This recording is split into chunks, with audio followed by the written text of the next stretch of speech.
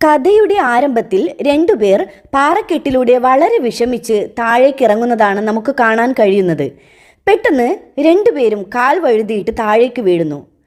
അതിനുശേഷം കഥ ഫ്ലാഷ് ബാക്കിലേക്ക് പോകുന്നു. ഇവിടെ നമ്മൾ ഡേവിഡിനെയും അവൻ്റെ ഗേൾ ഫ്രണ്ട് ലൂസിയെയുമാണ് കാണുന്നത്. ഡേവിഡ് ഒരു ലീഡിംഗ് ലോയറും ലൂസി ഒരു ഫുഡ് കെമിസ്റ്റുമാണ്. രണ്ടാളും സ്നേഹത്തിലായിരുന്നു. കുറച്ച് ദിവസത്തിനുള്ളിൽ തന്നെ രണ്ടുപേരുടെയും വിവാഹം നടക്കാൻ പോവുകയാണ്. അതിനു മുമ്പായി രണ്ടുപേരും ഒരു അറബ് കൺട്രിയിൽ ഹോളിഡേ ആഘോഷിക്കാനായി പോവുകയാണ്. അങ്ങനെ അവർ രണ്ടുപേരും അറബി രാജ്യത്ത് എത്തിച്ചേരുന്നു. അവിടെ വളരെ നല്ല ഒരു ഹോട്ടലിൽ തന്നെയാണ് അവർ താമസിച്ചത്. ഡിന്നർ കഴിക്കാൻ വേണ്ടി ലൂസി ആദ്യം തന്നെ ടേബിളിൽ എത്തിയിരുന്നു. ഡേവിഡ് എത്താൻ കുറച്ച് താമസം ഉണ്ടായിരുന്നു. ഈ സമയത്ത് മറ്റൊരു ടേബിളിൽ ബെൻ എന്നു പേരുള്ള ഒരാൾ ഇരിക്കുന്നുണ്ടായിരുന്നു. അവൻ ലൂസി ഒറ്റയ്ക്കിരിക്കുന്നത് കണ്ട് അറബ് കൺട്രിയിലെ ഏറ്റവും ഫേമസ് ആയ ഒരു ഫുഡ് അവളുടെ മുന്നിലേക്ക് എത്തിക്കുന്നു. ഇത് കണ്ട് ലൂസിക്കും അത് ഇഷ്ടപ്പെടുന്നു. അവൾ ബെന്നിനെ ഒന്ന് നോക്കുന്നു. ഈ സമയത്ത് തന്നെ ഡേവിഡും അവിടേക്ക് എത്തിച്ചേരുന്നു. ഇത് കണ്ട ബെൻ ലൂസി ഒറ്റയ്ക്കല്ല എന്ന് മനസ്സിലാക്കി അവിടെ നിന്ന് പോകുന്നു. ഡേവിഡ് ലൂസിയോട് അവൻ വാദിച്ച ഒരു കേസ് ജയിച്ചു എന്ന് വളരെ സന്തോഷത്തോടെ പറയുന്നു. അവന് അതിൻ്റെ ഫീസായിട്ട് കുറേ പൈസ കിട്ടാനുണ്ടെന്നും പറയുന്നു. ഡേവിഡ് അവൾക്ക് വേണ്ടി ഒരു മോതിരം വാങ്ങിയിരുന്നു. ആ സമയത്ത് അവൻ അവളെ കല്യാണത്തിനായി പ്രപ്പോസ് ചെയ്യുന്നു. ലൂസിയും വളരെ സന്തോഷവതിയായി. അവൾ ആ പ്രപ്പോസൽ ആക്സെപ്റ്റ് ചെയ്യുന്നു. പിറ്റേ ദിവസം അവർ രണ്ടുപേരും ഒരു ഓപ്പൺ ഡെസേർട്ടിൽ കറങ്ങാൻ തീരുമാനിക്കുന്നു. ഇതിനിടയിൽ ഡേവിഡിന് ഓഫീസിൽ നിന്നും ഒരു അർജന്റ് കോള് വരുന്നു. ഡേവിഡിന് വളരെ പ്രധാനപ്പെട്ട ഒരു വീഡിയോ കോൺഫറൻസ് മീറ്റിംഗ് അറ്റൻഡ് ചെയ്യേണ്ടതായിട്ട് വന്നു. അതുകൊണ്ട് തന്നെ ഡേവിഡിന് ലൂസിയുടെ കൂടെ ട്രിപ്പിന് പോകാൻ കഴിയില്ലായിരുന്നു. ഇത് കേട്ട് ലൂസിക്ക് വളരെയധികം ദേഷ്യം വരുന്നു. കാരണം ഡേവിഡ് എപ്പോഴും തൻ്റെ ജോലിക്കാണ് പ്രാധാന്യം കൊടുക്കുന്നത്. അപ്പോൾ ഡേവിഡ് അവളോട് ഒറ്റയ്ക്ക് കറങ്ങാൻ പോകാൻ വേണ്ടി പറയുന്നു. ദേഷ്യം വന്ന ലൂസി അവിടുന്ന് ഒറ്റയ്ക്ക് കറങ്ങാൻ വേണ്ടി പോവുകയാണ്. അങ്ങനെ അവൾ ഓപ്പൺ ഡെസേർട്ട് ട്രിപ്പിന് വണ്ടിയുടെ അടുത്തേക്ക് എത്തിച്ചേരുന്നു. പെട്ടെന്നാണ് അവൾ തലേ ദിവസം ഡിന്നർ കഴിക്കാൻ പോയപ്പോൾ കണ്ട ബെൻ എന്ന ചെറുപ്പക്കാരനെ അവിടെ കണ്ടത്. അവൾ അവൻ്റെ അടുത്ത് പോയി സംസാരിച്ചു. അവൻ അവളോട് ചോദിച്ചു, ഞാൻ ഇവിടുന്ന് 30 കിലോമീറ്റർ ദൂരെയുള്ള മലമുകളിൽ ട്രെക്കിങ്ങിന് പോകുന്നുണ്ട്. നീ എൻ്റെ കൂടെ വരാൻ റെഡിയാണോ എന്ന്. അവൾ അവനോട് ഇല്ല, ഞാൻ വരുന്നില്ല എന്ന് പറഞ്ഞ് ഓപ്പൺ ഡെസേർട്ടിലേക്ക് പോകുന്ന വണ്ടിയിൽ ചെന്ന് കയറി. ആ വണ്ടിയിൽ ഇരുന്നവൾ എന്തോ ആലോചിക്കുകയാണ്. ആ സമയത്ത് ബെൻ തൻ്റെ വണ്ടിക്കരികിൽ എത്തിയപ്പോൾ ലൂസി തൻ്റെ വണ്ടിയിൽ കയറിയിരിക്കുന്നതാണ് അവൻ കണ്ടത്. അവന് സന്തോഷമായി. അവൻ ലൂസിയോട് ഡ്രൈവ് ചെയ്യാൻ വേണ്ടി പറഞ്ഞു. കൂടാതെ താൻ ഉറങ്ങാൻ പോവുകയാണെന്നും 10 കിലോമീറ്റർ കഴിഞ്ഞാൽ എന്നെ വിളിച്ചുണർത്തണമെന്നും ബെൻ ലൂസിയോട് പറയുന്നു. ലൂസി അവനോട് നാളെ 4 മണിക്ക് മുൻപായി തനിക്ക് തിരിച്ചെത്തണമെന്നും അവനോട് പറയുന്നു. പിന്നീട് രണ്ടാളും തങ്ങളുടെ ലക്ഷ്യസ്ഥാനത്തേക്ക് വണ്ടി ഓടിച്ചു. അങ്ങനെ ആ മരുഭൂമിയിലൂടെ കുറേ നേരം വണ്ടി ഓടിച്ച ശേഷം അവർ ആ മലമുകളിൽ എത്തിച്ചേർന്നു. അവിടെ എത്തിക്കഴിഞ്ഞ് നോക്കിയപ്പോൾ മുഴുവൻ മരുഭൂമിയും വളരെ വ്യക്തമായി കാണാൻ കഴിയുന്നു. വളരെ ഭംഗിയുള്ള കാഴ്ചയായിരുന്നു അത്. ലൂസി വളരെയധികം സന്തോഷവതിയാകുന്നു. അടുത്ത സീനിൽ നമ്മൾ ഡേവിഡിനെയാണ് കാണുന്നത്. അവൻ തൻ്റെ ഓൺലൈൻ മീറ്റിങ്ങിനായി റെഡിയായി ഇരിക്കുകയാണ്. അപ്പോഴാണ് അവന് മീറ്റിംഗ് ഇല്ല എന്നും പറഞ്ഞ് ഒരു കോള് വരുന്നത്. ഈ ഒരു മീറ്റിങ്ങിൻ്റെ പേരിൽ തൻ്റെ ഹോളിഡേ വെറുതെ ആയിപ്പോയല്ലോ എന്നതിൽ ഡേവിഡിന് വളരെ ദുഃഖം തോന്നി. മറുവശത്ത് ബെന്നും ലൂസിയും രാത്രിയിൽ അവിടെ താമസിക്കാനുള്ള തയ്യാറെടുപ്പിലായിരുന്നു. ലൂസി അവനോട് ചോദിച്ചു, നിങ്ങൾ എവിടെയാണ് ജോലി ചെയ്യുന്നത്? ബെൻ പറഞ്ഞു, എനിക്കങ്ങനെ പ്രത്യേകിച്ച് ജോലിയൊന്നുമില്ല, ദാ ഇങ്ങനെ കറങ്ങി ജീവിതം എൻജോയ് ചെയ്യലാണ് എൻ്റെ ജോലി എന്നും പറയുന്നു. രണ്ടാളും ഒരുപാട് സംസാരിക്കുന്നു. അങ്ങനെ രാത്രിയായി. ലൂസി തൻ്റെ ക്യാമറയിൽ വീഡിയോ ഒക്കെ എടുക്കാൻ തുടങ്ങി. കൂടാതെ രണ്ടാളും ഒരുപാട് തമാശയൊക്കെ പറയുന്നു. രണ്ടുപേർക്കും അങ്ങോട്ടും ഇങ്ങോട്ടും ഇഷ്ടമാകുന്നു. ഇതിനിടയിൽ ബെൻ ലൂസിയെ കിസ് ചെയ്യാൻ ശ്രമിച്ചപ്പോൾ അവൾ അവിടുന്ന് എഴുന്നേറ്റ് പോയി. പിറ്റേ ദിവസം രാവിലെ ലൂസി ഉറക്കമെണീറ്റ് നോക്കിയപ്പോൾ കണ്ടത് ബെൻ പാരച്യൂട്ടിൻ്റെ മുകളിൽ കയറി കുന്നിൻ്റെ മുകളിൽ നിന്നും താഴേക്ക് പറന്നു പോകുന്നതാണ്. ലൂസി ബെന്നിനെ ഉച്ചത്തിൽ വിളിച്ചെങ്കിലും അവൻ അവിടുന്ന് പോയിരുന്നു. പെട്ടെന്ന് ലൂസിക്ക് അവിടെ നിന്നും ബെൻ എഴുതിയ ഒരു കുറിപ്പ് കിട്ടി. അതിലിങ്ങനെയാണ് എഴുതിയിരുന്നത്, ഇനി നമുക്ക് താഴെ വെച്ച് കണ്ടുമുട്ടാം. ഇത് വായിച്ച പാവം ലൂസി വളരെ വിഷമിച്ച് ആ അപകടം പിടിച്ച പാറക്കെട്ടിലൂടെ വണ്ടി താഴേക്ക് ഓടിക്കാൻ തുടങ്ങി. വളരെ കഷ്ടപ്പെട്ടാണ് അവൾ ബെന്നിൻ്റെ അടുത്തെത്തിയത്. ഇതേ സമയം ഓപ്പൺ ഡെസേർട്ട് കറങ്ങാൻ പോയ ലൂസി തിരിച്ചു വരുന്ന വണ്ടിയെയും കാത്ത് ഡേവിഡ് ഒരു സ്ഥലത്ത് നിൽപ്പുണ്ടായിരുന്നു. പക്ഷേ ഏത് വാനിലാണോ അവൾ വരേണ്ടിയിരുന്നത് അതിൽ അവൾ ഇല്ലായിരുന്നു. ഡേവിഡ് ആ വാനിലെ ആളോട് ലൂസിയെക്കുറിച്ച് ചോദിച്ചപ്പോൾ അങ്ങനെ ഒരാൾ ഞങ്ങളുടെ കൂടെ വന്നില്ലായിരുന്നു എന്ന് അയാൾ പറഞ്ഞു. ഇത് കേട്ട് ഡേവിഡ് ലൂസി ഇത് എവിടെ പോയി എന്നോർത്ത് വല്ലാതെ വിഷമിക്കുന്നു. ഇതേ സമയം ലൂസി ബെന്നിനോട് എന്നെ നീ കഷ്ടത്തിലാക്കിയില്ലേ എന്നും പറഞ്ഞ് ദേഷ്യപ്പെട്ടു. മാത്രമല്ല എനിക്ക് ഇപ്പോൾ തന്നെ ഹോട്ടലിൽ എത്തേണ്ട സമയം കഴിഞ്ഞിരിക്കുന്നു എന്നും ലൂസി വളരെ പരിഭ്രമത്തോടെ ബെന്നിനോട് പറഞ്ഞു. പിന്നീട് രണ്ടാളും വണ്ടിയിൽ യാത്ര പുറപ്പെട്ടു. ഈ സമയം ബെൻ വണ്ടിയിൽ പാട്ട് വെച്ചിട്ട് അത് ആസ്വദിച്ച് ഡ്രൈവ് ചെയ്യുകയായിരുന്നു. കുറച്ചു ദൂരത്തെത്തിയപ്പോൾ ലൂസിക്ക് ഈ മ്യൂസിക് വളരെ ഇറിറ്റേറ്റഡ് ആയി തോന്നുകയും അവൾ ആ കാസറ്റ് എടുത്ത് എറിഞ്ഞു കളയുകയും ചെയ്തു. അപ്പോൾ ബെന്ന് വണ്ടി നിർത്തിയിട്ട് ആ കാസറ്റ് വീണ്ടും എടുത്തു. പിന്നീട് അവൻ വീണ്ടും ഡ്രൈവ് ചെയ്യാൻ നോക്കിയപ്പോൾ വണ്ടി അനങ്ങുന്നുണ്ടായിരുന്നില്ല. അത് പൂഴിയിൽ താഴ്ന്നു പോയിരുന്നു. അവൻ സ്പീഡിൽ ഒന്നുകൂടി വണ്ടി സ്റ്റാർട്ട് ചെയ്യാൻ നോക്കിയപ്പോൾ വണ്ടി കൂടുതൽ താഴ്ന്നു പോവുകയാണ് ചെയ്തത്. ബെൻ ഒരുപാട് ട്രൈ ചെയ്തു, പക്ഷേ വണ്ടി അനങ്ങുന്നേയില്ല. അവരുടെ കയ്യിലാണെങ്കിൽ കുടിക്കാനുള്ള വെള്ളവും കുറവായിരുന്നു. അവരുടെ മുന്നിൽ നീണ്ട മരുഭൂമിയും പിന്നെ ചൂടുകാറ്റും മാത്രമാണ് ഉണ്ടായിരുന്നത്. ലൂസി വേറൊരു വഴിയുമില്ലേ ഇവിടുന്ന് പോകാൻ എന്ന് ബെന്നിനോട് ചോദിച്ചു. അവൻ ഇല്ല, നമ്മൾ ഈ മരുഭൂമിയിൽ കുടുങ്ങിക്കഴിഞ്ഞു. റോഡിലേക്ക് ഇവിടുന്ന് 30 കിലോമീറ്റർ ദൂരമുണ്ട്. അതുകൊണ്ട് നമുക്ക് രാത്രി തണുത്ത കാറ്റുള്ള സമയത്ത് ഇവിടുന്ന് നടന്നു പോകാം എന്നും പറയുന്നു. പക്ഷേ ലൂസി ഭയങ്കര വാശിയിലായിരുന്നു. അവൻ പറയുന്നത് കേൾക്കാതെ വണ്ടിയിൽ നിന്ന് തൻ്റെ ബാഗും ഒരു കുപ്പി വെള്ളവും എടുത്ത് അവിടുന്ന് പുറപ്പെട്ടു. പക്ഷേ ഇത്രയും വലിയ ഒരു മരുഭൂമിയിൽ കാൽനടയായി നടന്ന് പുറത്തു കടക്കുക എന്ന് പറഞ്ഞാൽ അത് അത്ര എളുപ്പമുള്ള കാര്യമല്ലല്ലോ. പക്ഷേ ലൂസി വാശി പിടിച്ച് മുന്നോട്ട് തന്നെ നടന്നു. അങ്ങനെ ലൂസി 1 മണിക്കൂറോളം നടന്ന് ക്ഷീണിച്ച് കയ്യിലുണ്ടായിരുന്ന വെള്ളം കൂടി തീർന്നപ്പോൾ അവൾ വീണ്ടും തിരിച്ച് ബെന്നിൻ്റെ അടുത്തേക്ക് തന്നെ വന്നെത്തി. അതേസമയം ഡേവിഡ് ലൂസിയെ തേടിയുള്ള ഓട്ടത്തിലായിരുന്നു. അവൻ പലരോടും അവളെക്കുറിച്ച് അന്വേഷിച്ചു. ഒരു വിവരവും ഇല്ലാതായപ്പോൾ അവൻ നേരെ പോലീസ് സ്റ്റേഷനിൽ ചെന്ന് പരാതി കൊടുത്തു. പക്ഷേ അവിടെ ഒരു പോലീസ് ഓഫീസർ ഡേവിഡ് പറയുന്നത് അത്ര സീരിയസ് ആയി എടുത്തില്ല. അയാൾ പറഞ്ഞു, ഇവിടെ കിഡ്നാപ്പിംഗ് സർവ്വസാധാരണമാണ്, ഏതായാലും നമുക്ക് വൈകുന്നേരം വരെ നോക്കാം എന്ന് പറഞ്ഞു. ഇത് കേട്ട ഡേവിഡ് പറഞ്ഞു, എനിക്ക് ഏറ്റവും ഇഷ്ടമില്ലാത്ത കാര്യം എന്ന് പറയുന്നത് ഒരു കാര്യത്തിന് വേണ്ടി ഒരുപാട് നേരം കാത്തിരിക്കുക എന്നുള്ളതാണ്.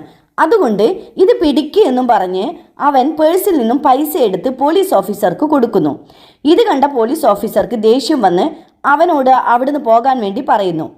ലൂസി ആണെങ്കിൽ ക്ഷീണിച്ച് ബെന്നിൻ്റെ അടുത്തെത്തി. ബെന്നിൻ്റെ ബോട്ടിൽ നിന്ന് വെള്ളം കുടിക്കാൻ തുടങ്ങി. അപ്പോൾ ബെൻ അവളെ തടഞ്ഞുകൊണ്ട് പറഞ്ഞു, വെള്ളം മുഴുവൻ ഇപ്പോൾ കുടിച്ചു തീർത്താൽ നമ്മൾ നല്ലോണം കഷ്ടപ്പെടേണ്ടി വരും. ഇത് കേട്ട ലൂസി വെള്ളം കുടിക്കുന്നില്ല. അവൾ പറഞ്ഞു, നീ നേരത്തെ പറഞ്ഞത് ശരിയാണ്, നമ്മൾ രാത്രിയിലേ ഇവിടുന്ന് പുറപ്പെടാൻ പാടുള്ളൂ.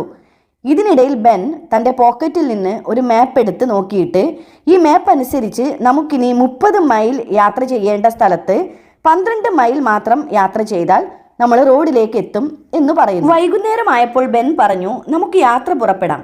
അങ്ങനെ രണ്ടാളും യാത്ര തുടങ്ങി. ഇപ്പോൾ ഒരുപാട് രാത്രിയായിരിക്കുന്നു. അവർ ഒരുപാട് ദൂരം സഞ്ചരിച്ചു കഴിഞ്ഞിരിക്കുന്നു. ലൂസി നന്നായി ക്ഷീണിച്ചിരുന്നു. ലൂസി ബെന്നിനോട് അവിടെ നിൽക്കാൻ പറഞ്ഞിട്ട് അവിടെ കിടക്കുന്നു.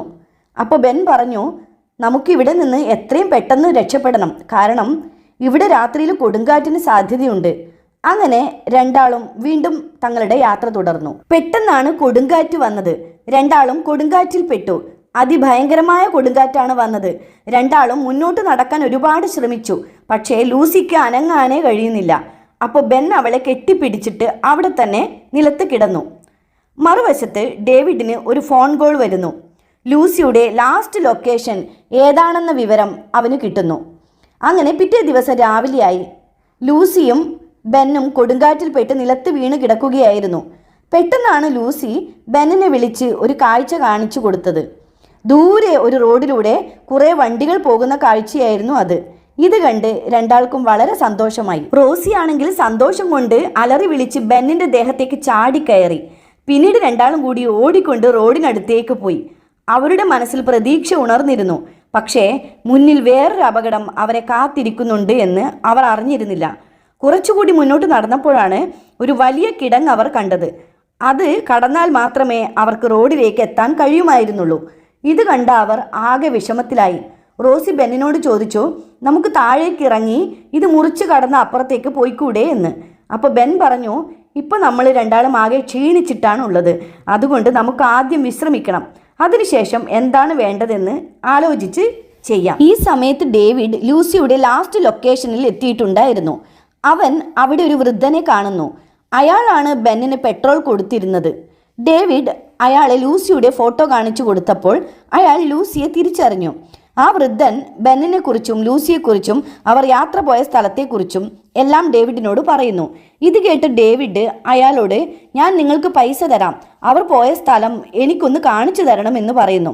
ആ വൃദ്ധൻ ഡേവിഡിൻ്റെ കൂടെ പോകാൻ വേറെ 2 പേരെ ഏർപ്പാട് ചെയ്തു കൊടുക്കുന്നു. അങ്ങനെ ഡേവിഡ് അവരെയും കൊണ്ട് യാത്ര പുറപ്പെട്ടു. ഈ സമയത്ത് ബെന്നും ലൂസിയും ഒരു വലിയ പാറക്കെട്ടിൻ്റെ ചുവട്ടിൽ വിശ്രമിക്കുകയായിരുന്നു. പിന്നീട് ഡേവിഡ് എഴുന്നേറ്റ് ഒരു പാരച്യൂട്ട് റെഡിയാക്കാൻ തുടങ്ങി. ഇത് കണ്ട ലൂസി അവൻ്റെ അടുത്ത് വന്നു പറഞ്ഞു, നമ്മൾക്ക് ഇത് പാരച്യൂട്ട് വഴി ചാടി കടക്കണ്ട, കാരണം ചിലപ്പോൾ ഇടയിൽ എവിടെയെങ്കിലും വീണുപോയാലോ, അതുകൊണ്ട് നമുക്ക് താഴേക്ക് ഇറങ്ങിയിട്ട് ഇത് മറികടക്കാം എന്ന് പറയുന്നു. ഇത് കേട്ട ബെൻ അത് സമ്മതിക്കുകയും അങ്ങനെ രണ്ടാളും കൂടി പാറക്കെട്ടിലൂടെ താഴേക്ക് ഇറങ്ങാൻ തുടങ്ങുകയും ചെയ്തു.